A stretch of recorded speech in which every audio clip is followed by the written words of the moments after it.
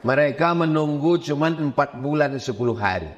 Begitu selesai 4 bulan 10 hari, dia pun dipinang brownies, berondong manis. Kalian hanya tinggal kenangan semata.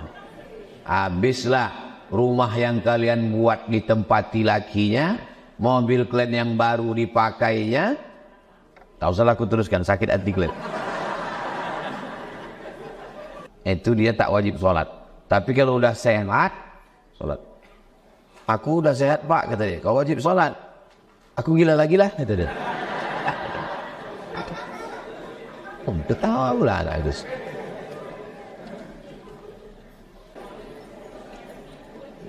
Pulang nanti bilang sama dia, bang, kata Ustaz Somad, abang tak wajib lagi sembahyang karena abang udah koma. Sikit lagi titik abang. Assalamualaikum warahmatullahi wabarakatuh. Bapak Ibu jamaah dimanapun berada, ada orang baik mewakafkan tanah 2 hektar di Pekanbaru, tepatnya di daerah Palas. Nah, ini tanah 2 hektar ini kita bangunlah di atasnya asrama 3 lantai 32 kamar. Sekarang santri masih lagi di Nurul Azhar 1. Kita berharap supaya asrama ini selesai bulan Juli tahun ajaran baru 2025, bisalah santri pindah kemari.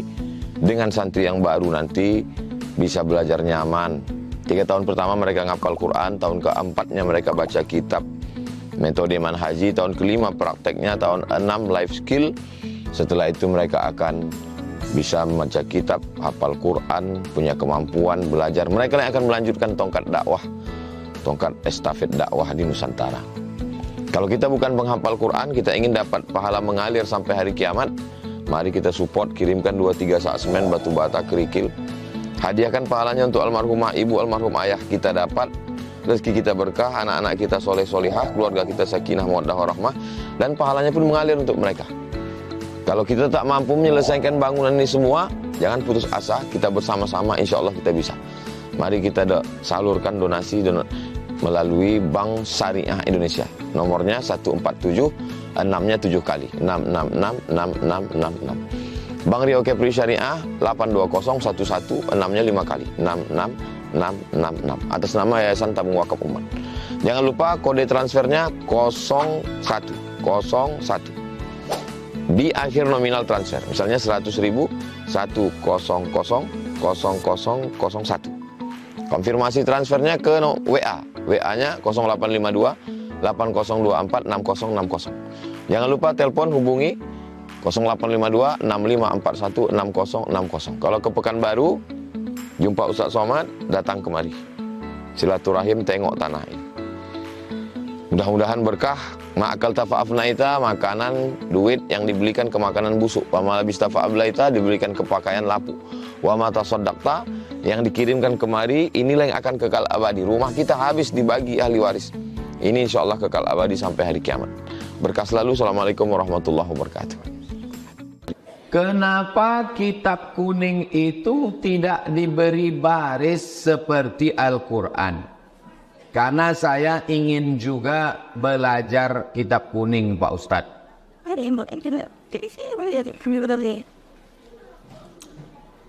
Jadi ibu bapak belajar nama ilmunya Nahu. Nahu itu bahasa Inggrisnya grammar. Dalam bahasa Inggris kita belajar gramatikal bahasa Inggris namanya grammar. Sedangkan dalam bahasa Arab namanya Nahu. Supaya tahu kapan dia dhammah Muhammadun, kapan dia kasroh Muhammadin, kapan dia fathah Muhammadan. Jadi kalau dibarisi semua, betapa repotnya penerbit itu membarisi. Tapi sekarang kitab-kitab hadis sudah dibarisi. Beberapa kitab fikih dibarisi. Prinsipnya, kenapa buku Ustaz Somad itu 37 masalah populer banyak kali Arab gundulnya di dalam? Supaya orang tahu. Jangan dituduhnya Abdul Somad pembohong. Mana teks Arabnya? Ini. Tapi banyak juga yang komplain. Ustaz buat teks Arab gundul, kami tak bisa baca. Begini, macam kita bertamu ke rumah orang. Di rumah orang itu kan banyak makanan. Ada agar-agar, ada kacang. Pilih yang bisa dikunyah aja. Kalau kebetulan yang bisa dikunyah agar-agar, kunyahlah itu. Kalau kacang itu tak terkunyah, tak usah kunyah. Jadi buku saya itu di dalamnya ada 3. Ada bahasa Arab yang berbaris, ada yang tak berbaris, ada yang bahasa Indonesia. Yang bisa bahasa Indonesia, baca aja bahasa Indonesianya. Yang bisa bahasa Arab berbaris, baca yang berbaris. Bisa membaca yang tak berbaris, baca yang tak berbaris. Tapi anak-anak kita wajib datang ke YTWU, belajar bahasa Arab, bisa baca kitab gundul, pelatihan 4 bulan. Sekarang ada pelatihan 4 bulan Al-Miftah, bisa baca kitab kuning insya Allah. Kalau mau memahami referensi Islam langsung baca kitab. 6 tahun belajar di Nurul Azhar. 3 tahun pertama ngapal Quran. Tahun keempat pakai metode manhaji baca kitab. Tahun kelima praktek baca kitab. Tahun keenam baca kitab. Hafal Quran, bisa baca kitab, dan punya keterampilan. Itulah yang sedang kita lakukan. Jadi nanti kalau orang nanya, siapa yang membawa Ustaz Somad tadi? Yayasan Tabung Wakaf Umat. Apa programnya? Banyaklah, pokoknya tak tahu aku, pokoknya banyak. Insya Allah Bapak Ibu sudah bisa menceritakannya insya Allah. Saya anak SD kelas 6. Hebat anak-anak sekarang. Saya kelas 6 SD main patuk lele tahu saya. Anak-anak sekarang kelas 6 sudah berani bertanya sama Ustaz. Dari Kubang. Bagaimana hukum sholat orang sakit koma Ustaz? Orang yang koma tak wajib sholat karena tak lengkap syarat. Syaratnya sholat muslim baligh berakal. Sedangkan orang koma tak berakal, tak ada akalnya. Anak-anak, orang gila, orang tidur, orang pikun, orang koma tak wajib. Makanya kalau ada laki ibu tak sholat berarti kok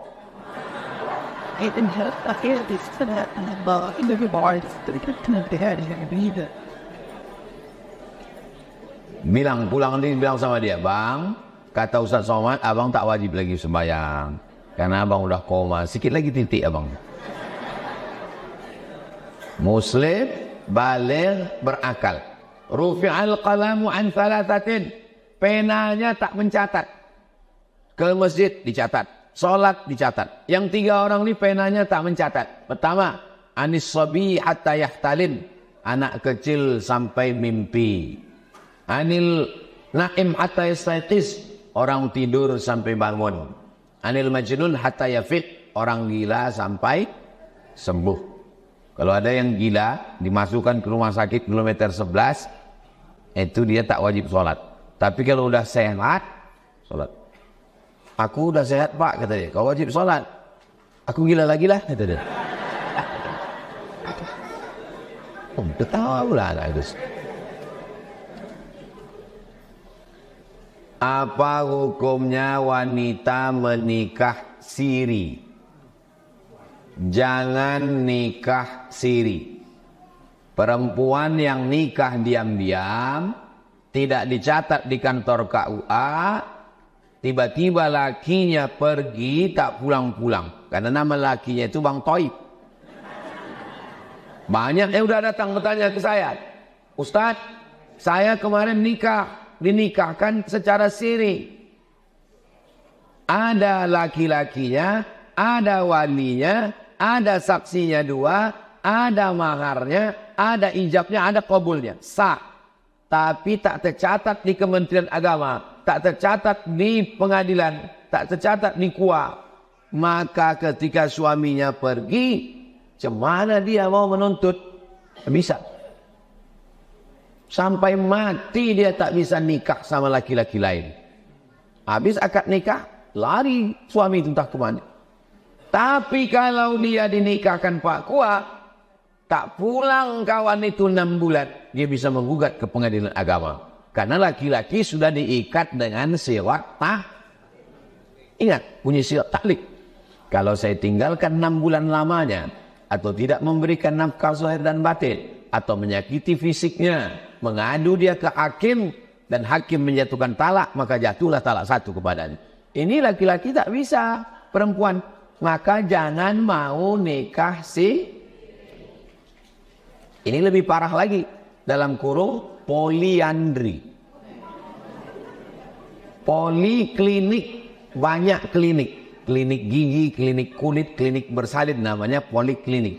Politeknik, teknik sipil, teknik industri, teknik minyak, itu politeknik Chevron di Rumbai.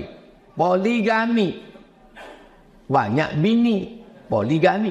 Poliandri, banyak laki. Perempuan yang menikah dengan suami tidak boleh menikah lagi kecuali suaminya itu mati. Mati suaminya, dia mesti menunggu arba'ata ashhurin wa ashra, 4 bulan 10 hari.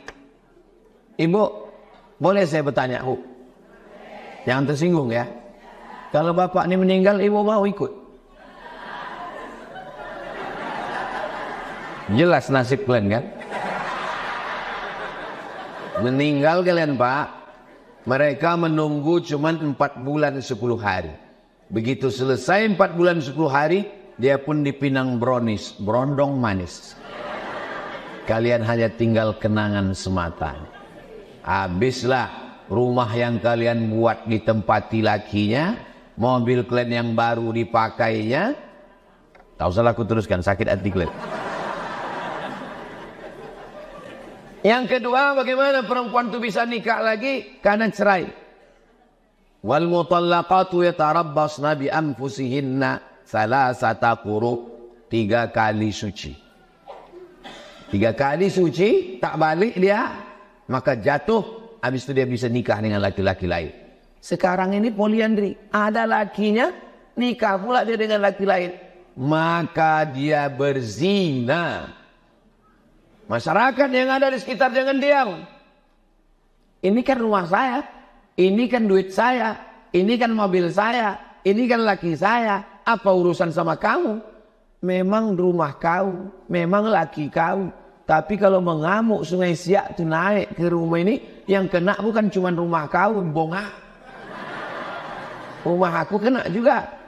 Ini sekarang banyak orang nih pandai. Orang zaman dulu kalau berdosa, dia malu. Orang sekarang berdosa bangga. Dibuatkannya pula lagi di videonya. Bangga dengan dosanya. Al-mujagirun. Maka kita mesti amar ma'ruf nahi munkar. Jangan diam menengok kemungkaran. Ini orang-orang kok bisa terjadi nih. Na'udzubillah. Allah selamatkan Pekanbaru insyaAllah.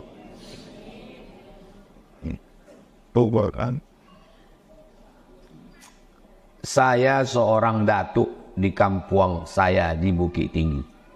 Aturan pernikahan di sana tak boleh nikah satu suku.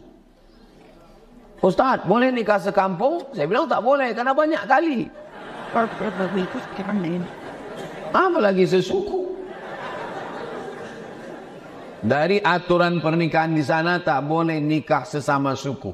Sedangkan ada kemenakan saya mau nikah tapi satu suku. Apa yang harus saya lakukan Pak Ustadz? Kalau dinikahkan juga mereka akan diusir dari kampung sesuai aturan adat. Ini yang bisa menjawab ini mesti datuk juga dan nenek mama ditinggikan seranting, didulukan selangkah, batangnya tampe basanda, akarnya tampe baselo, daunnya tampe banaung, datuk Paduko Rajo Ustadz Al-Nokdinar. Dia akan menjawab masalahku. Habis, jawab dulu ya. Tak.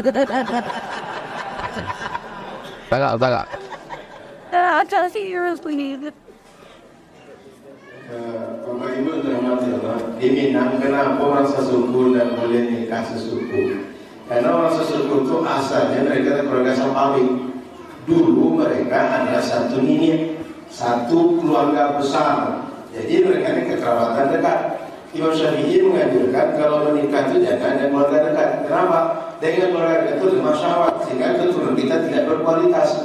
Dan yang kedua, kalau menikah dengan keluarga besar orang lain, makin banyak silaturahim, makin luas.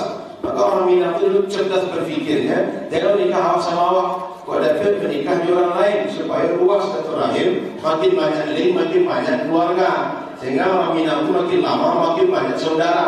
Bukan makin lama makin dia eksklusif, tapi makin lama makin banyak manfaat. Itulah bukti sekarang orang Minang itu di mana-mana ada. Sehingga sekarang ini kalau banyak di calon anggota Dewan DPR RI atau apa DPD itu datangnya dari Jakarta, datang Sumatera Utara, tapi garisnya Minangkabau dulu. Boleh ditengok. Maka DPR RI itu kalau di persentase kebanyakan berdarah Minangkabau. Kenapa menyebar di banyak tempat? Karena ajaran orang Minang jangan menikah sasuku, tapi menikahlah dengan orang yang bukan sasuku dengan kita. Nah, itu lebih kurang Bapak Ibu. Jadi yang paling penting lelaki jujur membawa mahar, bukan membawa pawang. Itu saja. Itu saja. Wallahu a'lam. Ustaz yang betul. Al-hazin yang wa kulli niyatin sholihah. Kalau kamu simpel saja, simpel aja. Kalau nikah itu nikahlah yang kira-kira tidak ada penghalang-penghalang. Tanya sama awak, setuju mak? Indah katanya. Cari yang lain. Jadi kalian, ini saya sampaikan untuk yang belum nikah, yang udahlah sudah. Untuk yang lajang-lajang ini, jangan kalian itu sempit kali otak kalian. Datang ke perempuan, kalian menangis, kaulah satu-satunya dek.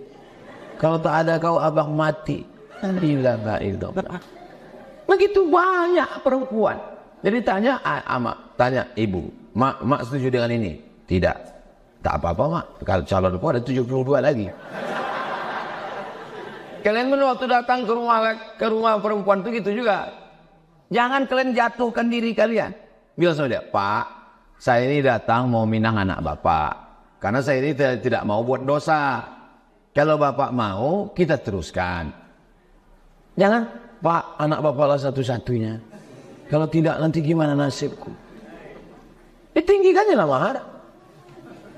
Kalian ngomongnya datar aja. Pak, anak bapak saya mau hubungan lebih dekat. Kalau bapak kasih, alhamdulillah. Kalau bapak tak kasih, bunga bukan setangkai, kumbang bukan seekor. Patah tumbuh hilang berganti, hilang satu tumbuh 1000. Tak setuju nih mama, kebetulan awak orang Minangkabau. Tak setuju, cari yang lain, begitu banyak. Di akhir zaman ini perbandingan laki-laki sama perempuan 1:50.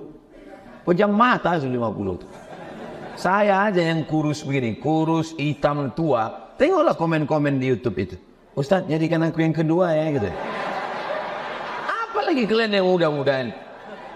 Jangan membuat masalah. Masalah dengan orang tua, masalah dengan nenek mama, masalah dengan keluarga. Yang penting, bismillah tawakkaltu 'ala Allah. Mudah-mudahan dipertemukan dengan jodoh yang baik-baik. Ala hadhihi niyah al-Fatihah. A'udzubillahi minasyaitonirrajim. Bismillahirrahmanirrahim. Alhamdulillah rabbil alamin arrahmanir rahim maliki yaumiddin. Iyyaka na'budu wa iyyaka nasta'in. Ihdinas siratal mustaqim. Siratal ladzina an'amta 'alaihim ghairil maghdubi 'alaihim waladdallin. Amin. Allahumma salli ala sayyidina Muhammad wa ala ali sayyidina Muhammad. Allahumma anzilir rahmata wassalamata wal barakata ala hadhil jamaah. Turunkanlah keselamatan, kerahmatan, keberkahan kepada seluruh jamaah ini ya Allah. Allahumma arhamna bil Qur'an. Turunkan rahmatmu kepada kami dengan kemuliaan Qur'an. Waj'alhu lana imama wa nuran wa hudan wa rahmah. Jadikan Qur'an itu sebagai cahaya, pembimbing, hidayah untuk kami semua. Warzuqna tilawatahu ana al-laili wa atrafan nahar. Jadikan kami orang yang mampu membaca, mengamalkan, mengajarkan Quran pagi, petang, siang dan malam. Allahumma ja'alil Qur'ana rabi'a qulubina wa dhihaba huznina wa humumina wa humumina. Jadikan Quran sebagai penenang hati kami, pengusir segala gundah gulana kesusahan kami ya Allah. Allahumma ja'alil Qur'ana syafi'an lana. Jadikan Quran sebagai pemberi syafaat bagi kami. Allahumma ja'al abna'ana wa banatina min hafizil Qur'an wal hafizat. Jadikan anak-anak cucu keturunan kami menjadi para penghafal Quran. Waffiqna lima tuhibbuhu wa tardah. Tanamkan dalam hati kami taufik dan ridhamu. Allahumma arzuqna al-istiqamata ala syariatil gharra wa tariqatil bayda.